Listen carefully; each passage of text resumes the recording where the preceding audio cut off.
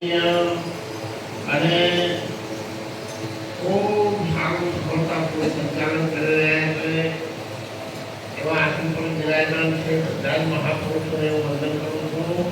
સાથે પૂજ્ય મણિરામ મહારાજ, સ્વામી સાહેબ, દશરથભાઈ સાહેબ, રેવલ સાહેબ અને બધા જ આ આશ્રમનો સમકક્ષ કામ કરી રહ્યા છે.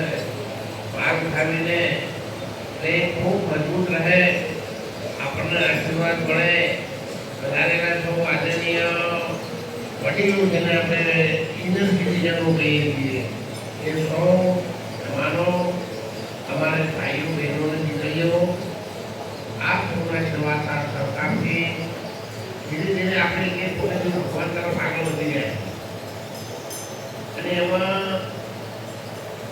આદરણીય ગાંધીરાજ શ્રેષ્ઠનો પરિવાર ખૂબ સારી રીતે કામ કરી રહ્યું છે. આખો પરિવાર ભાઈ પણ હમણાં કાલના થાય વિજેતા બન્યા છે.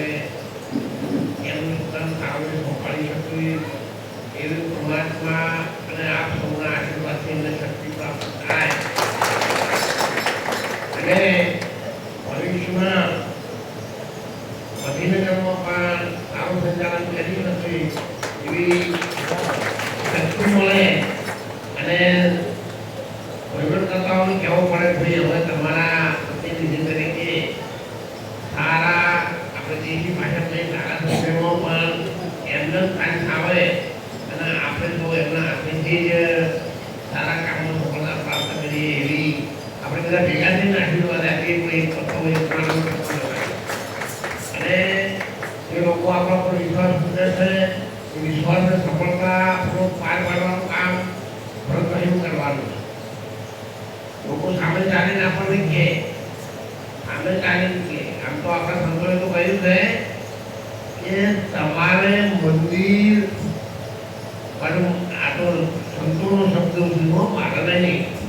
લોકોએ કેટલું કેવું કીધું છે એમને મંદિર જાઓ છો બરાબર છે, એમાં અમારી ના નહીં. પણ એના કરતા તમે એવા બનો કે તમે જો જાઓ તો મંદિર બની જાય. મંદિરમાં દર્શન કરવા જવું એ આપણે ભારતીય સંસ્કૃતિ છે, પણ આપણા જીવનની રહેણી કરણી એવી હોવી જોઈએ. આપણા ભાગીવાળા બાપા, કૃષ્ણ બાપા એ જો સાહેબ મંદિર બની જાય, લાખો માણસો આવે. નીરજ સાહેબ જેવો જાય તો લાખો માણસો, આનંદ શાસ્ત્રી મહારાજ જો જાય તો લાખો માણસો આવે. એટલે આપણે કોઈ એવું મંદિર બનાવીએ આ દેશમાં, હૃદયમાં એવો ભાવ આપણે સાહેબ કરીએ. ભાઈ માટે તો આ સૌને છે